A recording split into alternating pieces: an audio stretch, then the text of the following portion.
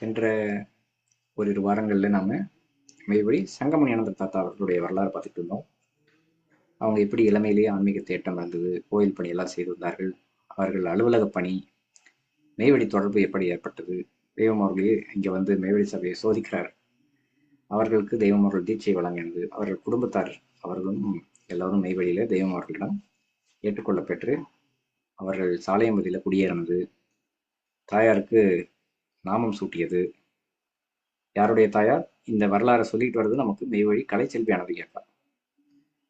அதுக்கப்புறம் ஆண்டவர்களுடைய கருணை, அதுக்கான அந்த சான்றுகள் தெய்வம் அவர்கள் அவங்களுக்கு ஒரு சைக்கிள்லாம் கொடுத்து வேலைக்கு போகிறதுக்கு அனுப்புகிறாங்க. காதை யாருக்கும் கொடுக்காதே, நான் சொல்வதை மட்டும் கேள். இது நமக்கு பொருந்துங்களா? பொருந்தாதுங்களா? இந்த தெய்வ உத்தரவு பாருங்க. காதை யாருக்கும் கொடுக்காதே, நான் சொல்வதை மட்டும் கேள் என்று திருவாய் மலர்ந்து அள்ளியுள்ளார்கள். ஆகவே நாம் செவியை தெய்வத்திற்கு மட்டும் கொடுப்போமாக. கற்பக தீட்சை,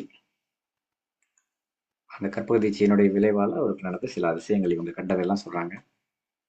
சத்தியம், தெய்வம் அவர்கள் அந்த பிரம்மோபதேசத்துக்கு எப்படியெல்லாம் சத்தியம் பெறுவாங்க என்பதை அறிந்தவன் அறியாதவன் யாருங்க, யார் அறிந்தவன் யார சொல்றாங்க, அறியாதவன் யார சொல்லியிருக்காங்க?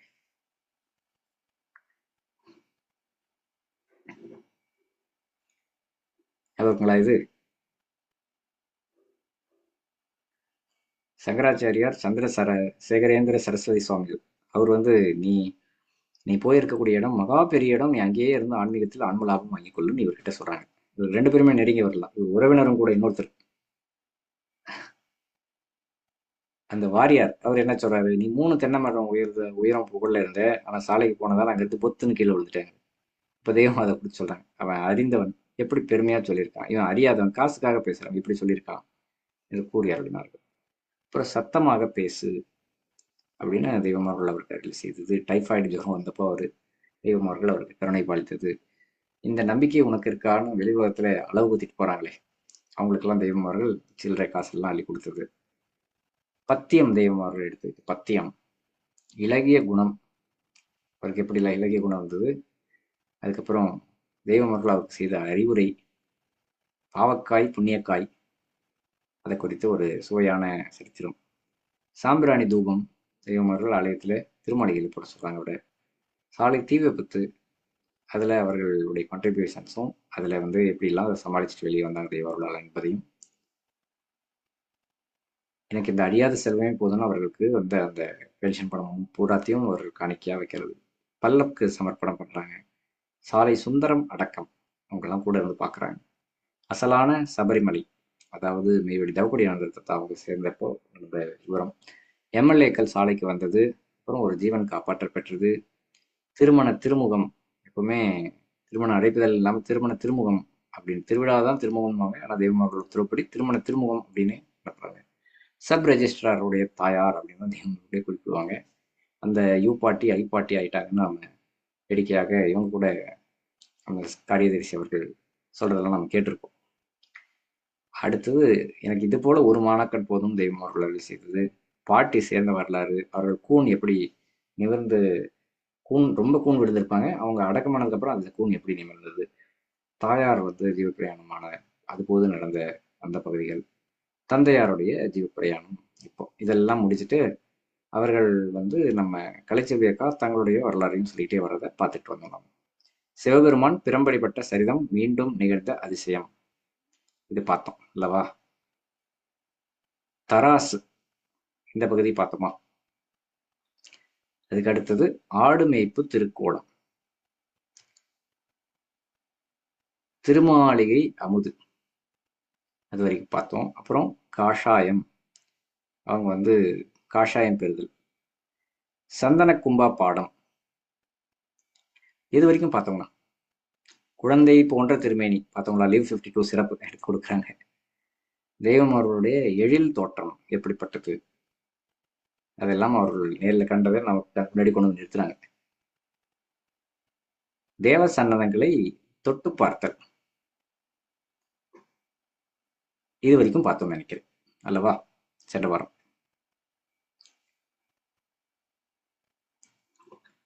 இப்போ உயிரா பஞ்சனை எழுச்சியா, மெய்வழி கலைமகானந்தர் வீட்டிற்கு அருகில் சதுர கிணறு ஒன்று தரையோடு இருக்கும். குடிக்க நல்ல தண்ணீர் அதிலிருந்து தான் எடுப்போம். 50 குடம் தண்ணீர் எடுத்து விட்டால் கிணற்றில் தண்ணீர் இருக்காது. ஒரு நாள் விடியற்காலம் 5 மணிக்கு தண்ணீர் எடுக்க சென்றேன். மெய்வழி ஆவுடைய அனந்தகி அக்கா என்னை பார்த்து, கலைச்செல்வி சீக்கிரம் எட்டிப்போ, கருநாகம் ஒன்று வருகிறது, சீக்கிரம் போ. இப்ப பாத்தீங்கன்னா, இப்ப நான் ஜஸ்ட் ஆலயத்துக்கு போயிட்டு வர்ற வழியில ஆலயத்தை தாண்டோம், அந்த இடத்துல ஒரு பாம்பு, சாரப்பாம்புன்னு சொன்னாங்க. ஒரு இவ்வளவு தூரம் இருக்கும். இப்போ வரும்போது கரெக்டா இன்னைக்கு நம்ம பாம்பு சரித்திரம் பிடிக்கிறோம். சாரப்பாம்பு வந்து அடிச்சிட்டாங்க. இப்போ ஜஸ்ட் அந்த வெளியில ஆலயத்துல இருந்து அந்த சின்ன குறுகலான பாதைகள் எல்லாரும் வெளியே விடுவாங்க, அந்த இடத்துல இப்போ அந்த காலத்துல நடந்திருக்கு. மெய்வழி ஆவுடைய அனந்தகி அக்கா என்னை பார்த்து, கலைச்செல்வி சீக்கிரம் வெட்டிப்போ, கருநாகம் ஒன்று வருகிறது, சீக்கிரம் போ, அது அங்கே முட்டை போட்டிருக்கிறது என்றார்கள். என் காதில் நன்றாக விழவில்லை. அதற்குள் நான் கிணற்று அருகில் சென்று விட்டேன். அங்கே துளசி செடி நிறைய இருக்கும். அங்கிருந்த கருநாகம் நான் முட்டையை எடுக்க வருவதாக நினைத்துக் கொண்டு என்னை விரட்ட துவங்கியது. முதலில் நான் தெய்வமே என்று கத்தினேன். பிறகு ஆ ஊ என்று கத்த ஆரம்பித்து விட்டேன். குரலே மாறி போனது. ஆலயத்தில் பஞ்சனை அடித்து படித்துக் கொண்டிருந்தார்கள். தவத்தில் இருந்த ஆண்டவர்களுக்கும் சத்தம் கேட்டுவிட்டது. பஞ்சனை அடிச்சு பாடி முடிந்தது. ஆண்டவர்கள் தவத்திலிருந்து எழுந்தருளியுடன், யார் சத்தம் போட்டது? சங்கமுனியின் மகள் போல் கேட்குதே. பஞ்சனை அடிச்சு எதற்கு படித்தாய்? உன் ஜீவன் நன்றாக இருக்க வேண்டும் என்றுதானே படித்தாய்? ஒரு உயிர் பயத்தில் அலறி கத்துகிறது. என்னவென பார்த்தீர்களா? ஏதாவது அதற்கு செய்தீர்களா? அந்த உயிரை சட்டை பண்ணாமல் பஞ்சனை அடிச்சை விடாமல் ஓங்கி ஓங்கி படிக்கிறீர்கள். இதற்கு புண்ணியம் வரும் என நினைத்தீர்களா என்று கூற அனைவரும் மன்னிப்பு வேண்டினார்கள். தெய்வம் அவர்கள் என்னை திருமாளிகைக்கு அழைத்துச் சென்றார்கள். அவர்கள் சயனிக்க பாய்மேல் மெத்தை விரித்திருப்பார்கள். அதில் என்னை அமரச் சொன்னார்கள். மேல் தீட்சை வாங்கியிருந்ததால் நான் அச்சத்துடன் தயங்கினேன். அதற்கு ஆண்டவர்கள், நானே சொல்லும் போது என்ன, உட்கார் என்றார்கள். நான் உட்கார்ந்தேன். அவர்கள் திருக்கரத்தாலே தீர்த்தம் போட்டார்கள். இனி இவ்வாறு பயம் வந்தால் நீ ஓடக்கூடாது. அங்கேயே நின்று மூலமந்திரத்தை ஜபித்துக் கொண்டிரு. வந்த பாம்பு தானே ஓடிவிடும். நீ பயந்ததால் தான் உன்னை விரட்டியது. நீ பயப்படாதே, எதிர்த்து நெல் என்றார்கள். இந்த மாதிரியான ஒரு திருவிளையாடல் நிகழ்ச்சிருக்காங்க. இறக்கையில்லா பறவைகள். திருவிழா முடிந்த ஒரு சமயம் ஆண்டவர்கள் ஆலய முகத்தில் உள்ள ஒரு பெரிய ஆலமரத்தின் அருகே ஆசனம் போட்டு அமர்ந்து அனைவருக்கும் கரும்பு கொடுத்தார்கள். அப்போது ஆண்டவர்கள், எல்லா பறவைகளும் வந்தது, மரம் கொள்ளாமல் உட்கார்ந்திருந்தது, இப்போ எல்லாம் பறந்து போய்விட்டது, நீங்கள் பழைய ஆட்கள் தான் இருக்கிறீர்கள் என்றார்கள். அதற்கு மெய்வழி கலைமகானந்தர், இந்த பறவைகள் எல்லாம் பறக்காது, அப்படியே இருக்கும், இறக்கையில்லா பறவைகள் என்றார். அடுத்தது, மடிசார் அணிந்து துந்துமை வாசிக்க உத்தரவு. இங்கு தெய்வீகத்தில் ஆணும் பெண்ணும் சரிக்கு சமம். ஆண்கள் பஞ்சகச்சம் அணிந்து வணக்க நேரத்தில் துந்துமி வாசிப்பது போல் எங்களையும் மடிசார் கட்டி கொண்டு வந்து துந்துமி வாசிக்குமாறு ஆண்டவர்கள் உத்தரவிட்டார்கள். எங்களில் ஒருவர் தன்னிடம் மடிசார் கட்ட புடவை இல்லை என்றார். ஆண்டவர்கள், உன்னிடம் 3 புடவைகள் இருந்தால் ஒன்றை கிழித்து அதை 6 கஜத்தோடு உள்ள மற்ற 2 புடவைகளுடனும் சேர்த்துக்கொள், அப்போது 2 மடிசார் புடவை உனக்கு கிடைக்கும் என்று யோசனை சொன்னார்கள். நாங்கள் சிரத்தையுடன் உத்தரவை பின்பற்றாமல் விட்டுவிட்டோம். இதுவே உத்தரவு இருந்திருக்கு, ஆனால் அதை சிரத்தையுடன் பின்பற்றாமல் விட்டுவிட்டோம். கண்டேன் தேவாவை கடைத்தேறு. ஆண்டவர்கள் வயலில் உள்ள கானக தவசுபாடியில் தவம் முடிந்து வயல்களுக்கு நடுவே உள்ள பாதை வழியாக நடந்து வரும்போது, இன்ப வடிவம் தருதற்கு இறைவர் வருகின்றார் என்ற தீர்க்க தரிசன பாடல் படிப்போம். சரியாக அதில் 16வது வரி படித்து முடிக்கும் போது மகிழ மரத்தருகில் ஆண்டவர்கள் வருவார்கள். தினமும் இப்படி நடப்பது கண்டு ஆச்சரியம் அடைவோம். ஆண்டவர்கள் தவத்தில் இருந்து எழுந்தருளுவதை கண்டவுடன் கண்டேன் தேவாவை கடைத்தேற என்று சொல்லி வணங்குவோம். பிறகு ஆண்டவர்கள் மதிய நேரம் ஆலயத்தில் தவம் இருக்க ஆரம்பித்தார்கள். ஆலயத்தில் உருமகால தவத்தில் இருந்த போதுதான் மதிய அரவலம். அதற்கு முன்பு மதிய அரவலம் கிடையாது. 1975 கண்டேன் தேவ ஆவியை கடைத்தேற என்று கூறும் நடைமுறையை எடுத்து வைத்தார்கள். முன்பு அரவலம் சுற்றுவது எப்படி என்றால், முதலில் இடமாக 3 சுற்று, வலமாக 3 சுற்று. இப்பொழுதிருக்கும் தவமாளிகைக்கு முன் நடுவில் மண்டியிட்டு கையேந்தி மூலமந்திரம் சொல்லி வணக்கம் செய்துவிட்டு வந்து விடுவோம். ஆண்டவர்கள் ஆலயத்தில் அரவலம் வைக்கும் போது, என்னடா தினம் போறீங்க என்று கேட்டார்கள். அதற்கு நாங்கள் அரவலம் தெய்வமே என்றோம். வலம் என்றால் என்ன? நீ இடமும் சுற்றுகிறாயே, இனிமேல் வலம் மட்டும்தான் சுற்றணும் என்று எடுத்து வைத்தார்கள். அந்த காலத்தில் அரவலம் ஆரம்பிக்கும் போது கன்னத்தில் போட்டுக்கொண்டு தோப்புக்கரணம் போட்டு தலையில் கொட்டின பிறகே அரவலம் ஆரம்பிப்போம். காலப்போக்கில் இப்பழக்கம் மறைந்துவிட்டது. அதுக்கு அடுத்தது, துரிய நிலை தவம். பொதுவாக ஆண்டவர்கள் ஆலயத்தில் அமரும் போது ஆலமரத்தருகே முகப்பில் ஆசனமிட்டு அமருவார்கள். அப்படி ஒரு நாள் சாயந்தர நேரம் துரிய நிலையில் உட்கார்ந்து விட்டார்கள். நாம் கொடிமரத்தருகே போகும்போது மௌனமாக கையை கட்டி கொண்டு போவோம்.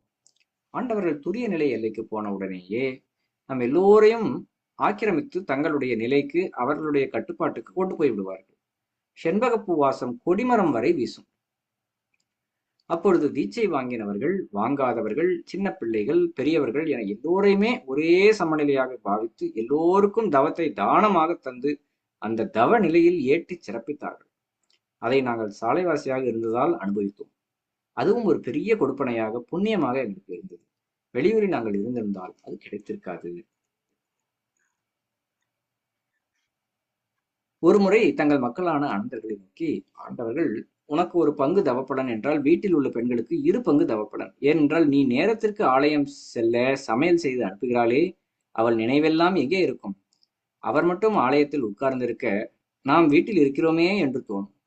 பெண்கள் வரவில்லை, வீட்டில் இருக்கிறார்கள் என்று நினைத்து விடாதே என்று அருளி செய்தார்கள். அப்போ 2 மடங்கு தவப்பலன் உத்தரவு பண்ணாங்க. ஆதிமை உதயபூரண வேதாந்தம் உதயம். இப்போதுள்ள ஆதிமை உதயபூரண வேதாந்தத்தில் உள்ள மலர்கள் பலதும் தனித்தனி நூல்களாக இருந்தன. ஐவனத்தளிர், அமுதக்கலை ஞானபோதம், அறிவு அரிப்பாடம் உள்ளிட்ட ஒவ்வொன்றும் தனித்தனி நூல்களாக இருந்தன. இவை அனைத்துடன் மான்மியம், தீர்க்க தரிசனம் எல்லாம் கோர்த்து ஒன்றாக 1962 ஒரே கிரந்தமாக அச்சேற்றினார்கள். சென்னையில் ரவை மாணிக்க முதலியார் என்ற மெய்வழி கௌதமானந்தர் அச்சாபீஸில் இம்முதல் நூல் அச்சேற்றப்பட்டது. மெய்வழி கிரந்தம் நிரம்பிய வாகனம் கீழக்குறிச்சி வந்த உடனே வான வேட்டுக்கள் மேலதாளம் முழங்க அங்கு சென்று அதனை வரவேற்று ஆலயம் அழைத்து வந்து ஆண்டவர்கள் போற்றியகவல் சொல்லி பிறகு ஆலயத்துக்குள் கொண்டு போனார்கள். அப்போது அதன் விலை ரூபாய் 15. நூல் பெரிதாக இருக்கிறது என்று 1967 தீ விபத்திற்கு பிறகுதான் மான்மியம் தனியாக பிரித்தார்கள். நான் வாங்கும்போது விலை 18 ரூபாய் ஆக இருந்தது. ஆண்டவர்கள் ஆலயத்தில் திரையிட்டு அதனுள் அமர்ந்தே அதிகாலையில் மான்மியம் எழுதினார்கள். அவ்வாறு எழுதும்போது ஆண்டவர்கள் தங்கள் குருகொண்டலாகிய பாட்டையரை நினைத்து கண்களில் ஊற்றெழும் கண்ணீர் துடைக்க 3 சவுக்கம் நனைந்துவிடும் என்று அதை கண்ட அனந்தாதி அவர்கள் கூறுவார். 3 கர்ச்சிஃப் இந்த சவுக்கம் நனைஞ்சிருமா அளவுக்கு. காகவ சுன்றபிரான். ஒருமுறை காகவ சுன்றபிரான் அவர்களின் தீர்க்க தரிசனம் பொதிந்த ஓலைச்சுவடி ஒன்று ஆலயத்தில் இருந்த இருக்கையில் இருந்து கீழே விழுந்தது.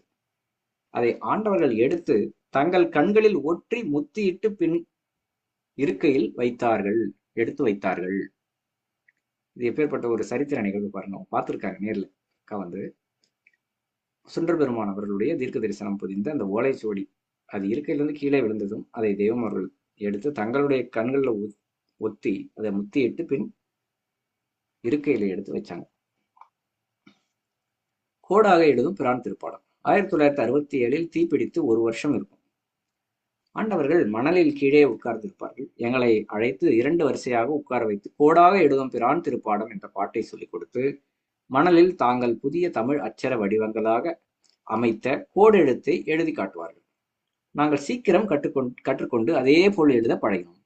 நானும் மேவி சந்திரோதயானந்தர் வீட்டு அக்கா மேவி திருச்சடை அனந்தகியும் தான் முதலில் எழுதி காண்பித்து ஆண்டவர்களிடம் ஆசீர்வாதம் பெற்றோம். பிறவியர்களுக்கு தபால் எழுதும் போது இந்த முறையில் எழுதிவிட்டோம். வெளியே இதை பார்த்துவிட்டு ஏதோ சங்கேத வார்த்தையாக இருக்கிறது என்ற சந்தேகம் எழ வாய்ப்பு இருந்ததால் ஆண்டவர்கள் தபாலில் அவ்வாறு எழுத தடை விதித்தார்கள்.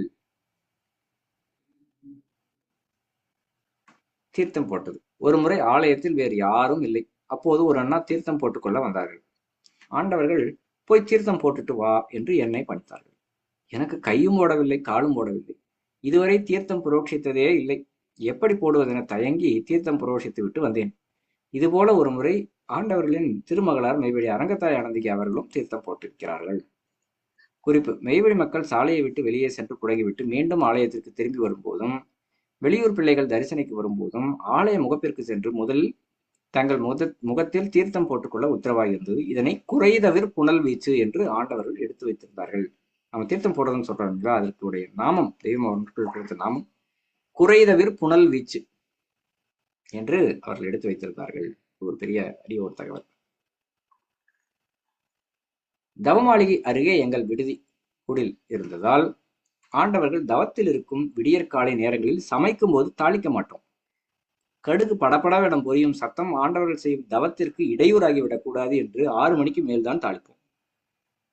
தெய்வ சந்நிதியில் சத்தம் போட்டுக்கொண்டும் வணக்க நேரத்தில் சத்தம் போட்டுக்கொண்டும் இருந்தால் தெய்வ வணக்கத்திற்கு இடையூறு செய்த குற்றம் நம் தலையில் விடும். ஆகவே இதை உணர்ந்து தெய்வ அச்சத்துடன் நடந்து கொள்வோமாக. நைமிசாரண்யம் செம்புக்கம்பி. ஆண்டவர்கள் பனிமதி நாச்சியாரோடு நைமிசாரண்ய வனம் சென்றிருந்தார்கள். அங்கு காட்டு விலங்குகள் மிகுதியாக இருக்கும். அவைகளை சமாளிக்க அங்கிருக்கும் வேடர்கள் செம்பு கம்பியை வைத்திருப்பார்கள். செம்பு கம்பியை கண்டதும் இந்த காட்டு விலங்குகள் தெரித்து ஓடும் என்று கூறி பாதுகாப்பாக வைத்திருப்பார். அங்குள்ள பள்ளத்தாக்குகளில் எப்பொழுதும் இடி விழும் இடங்களில் செம்பு கம்பிகளை போட்டு விடுவர். 7-8 முறை இடி விழுந்த உடனே அந்த செம்பின் தன்மை மாறிவிடும். அதில் ஒன்றை ஆண்டவர்கள் எடுத்து பனிமதி நாச்சியாரிடம் கொடுத்து, நீ மிருகங்கள் வரும்போது இதை காண்பித்தால் அவை ஓடிவிடும் என்று கூறியுள்ளார்கள். அங்கிருந்து வரும்பொழுது அதை வேடர்களுக்கு பரிசாக கொடுத்து விட்டு வந்தார்கள். இவை பனிமதி நாச்சியார் எங்களிடம் பகிர்ந்து கொண்ட சரிதம். ராப்பூசல் திருடர்கள் மாட்டிக்கொண்டது. அப்போதெல்லாம் திருமாளிகையில் சுமார் 45 மாடுகள் இருக்கும். ஒரு முறை சாலைக்கு ராப்பூசலில் இருந்து திருடர்கள் வந்து மாடோடு மாடாக படுத்துக் கொண்டார்கள். அங்கு வெளிச்சம் கிடையாது. அரிக்கேன் விளக்கு கூட எங்கேயோ ஒன்றுதான் இருக்கும். ஆண்டவர்கள் அந்த மாடுகளின் அசைவில் உள்ள சிறு மாற்றத்தை கூர்ந்து கவனித்து தெரிந்து கொண்டார்கள். எல்லோரையும் கூப்பிட்டு சுற்றிலும் நிற்க வைத்து ஒவ்வொரு மாட்டையும் தட்டுவது போல தட்ட திருடர்கள் மாட்டிக்கொண்டனர்.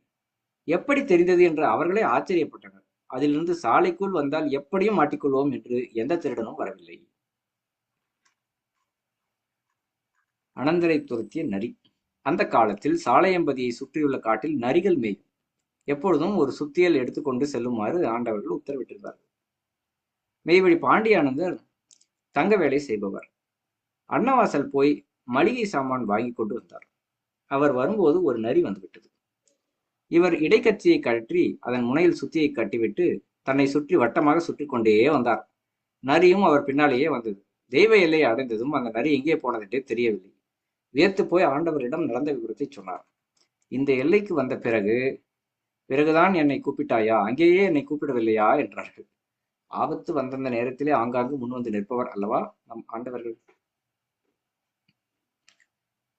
கம்மாயில் வணக்கம். நாங்கள் முதலில் சாலைக்கு வந்திருந்த காலத்தில் மெய்வழி கதிபாத்திர அனந்தரின் வீட்டு அருகில் மிகப்பெரிய பள்ளம் ஒன்று இருந்தது. மழை காலத்தில் தண்ணீர் நிரம்பி குளம் போல காணப்படும். அவ்வளவு பெரியது அது. வருடம் செல்ல செல்ல மழை காலங்களில் பள்ளத்தின் அளவு பெரியதாகியது. இது சமயம் கம்மாயில் சமூக கிணறு வெட்டுவதற்காக அரசு ஆணை பிறப்பித்தது. கம்மாயில் இருக்கும் கிணற்றையும் வயலில் உள்ள கிணற்றையும் சீர் செய்ய முடிவு செய்யப்பட்டது. சமூக கிணற்றை வெட்டிய மண்ணை எல்லாம் கொண்டு வந்து அந்த பெரிய பள்ளத்தில் கொட்டினோம். அப்போதுதான் நிரம்பியது. அப்படி தெய்வ உத்தரவுக்கு நாங்கள் வேலை செய்தோம்.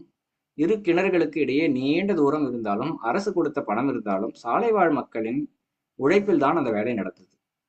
தண்ணீர் குடித்து விட்டு வேலை செய்வோம். வேறு எந்த உணவும் எதிர்பார்க்க மாட்டோம். எங்கள் நினைவும் அதிகமாக சிதறவில்லை.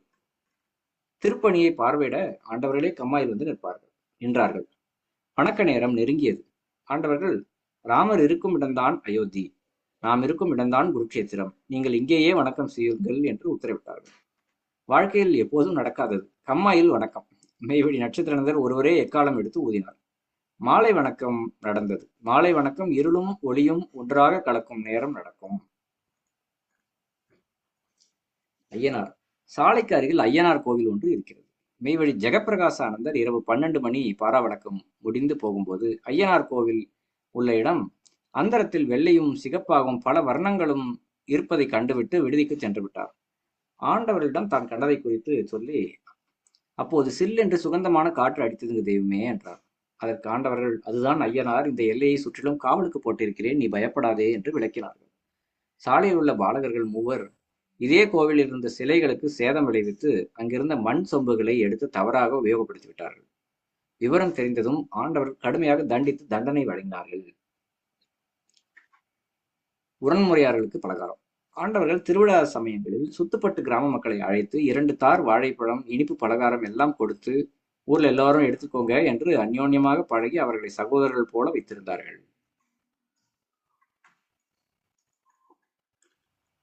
ஒரு முறை 9 மணிக்கு நகாரா அடிக்க எல்லோரும் வணக்கத்துக்கு வந்து நின்றோம். ஆண்டவர்கள், இன்று வணக்கம் கிடையாது என்றார்கள். நாங்கள் காரணம் புரியாமல் நிற்க, இத்தனை நாழிகை எல்லோரும் எங்கு இருந்தீர்கள்? மணி என்ன? இப்போ இங்கு கிட்டத்தட்ட 200 பேர் நிற்கிறீர்கள். அப்போ எத்தனை பேர் இருந்தீர்கள்? ஒரு 40 பேர் தானே 40 பேர் தானே இருந்தீர்கள். 7 குடல் எடுக்கணும். ஆனால் 2 பேர் தான் இருக்கிறீர்கள். மீதம் 5 பேர் எங்கேயடா போனீர்கள்? உப்பரிகையில் போய் கொப்பரையில் கை கழுவிட்டு வந்தீர்களா? உப்பரிகையிலிருந்து இறங்கி வர முடியலையா? இனிமேல் இத்தனை பேரும் 9 மணி வணக்கத்தில் நின்றால்தான் 9 மணி வணக்கம் நடக்கும்.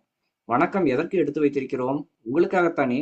உங்களுக்காகத்தானே எடுத்து வைத்திருக்கிறோம். அப்படி இருக்க நீங்கள் வணக்கத்திற்கு வரவில்லை என்றால் எதற்கு அந்த வணக்கம் என்று கணித்தார்கள். வெளியூர் பிறவியர்களை அழைக்கும் விதம். அந்த காலத்தில் வெளியூரில் இருந்து வரும் பிறவியர்கள் பெரும்பாலும் சாலை வரை வர பஸ் ஏற்பாடு செய்து வருவார்கள். ஒரு பஸ் ஜனம் வந்தவுடனே போய் சாலைக்கு வெளியில் நின்று தேடி வரும் பொருளே யாவர்க்கும் தெய்வ திரு உளமே என்ற பாடலை பாடுவார்கள். சாலைவாசிகள் அதற்கு பதிலாக வருக வருக வருக வருக வருக வருகவே வருக வருகவே வாழ்க வளர வாழ்க வளர கையிலே நாட்டின் வளங்கள் படியவே என்று அழைப்பார்கள். பின்பு எல்லோரும் ஒன்றாக தெய்வ தரிசனிக்கு வருவார்கள்.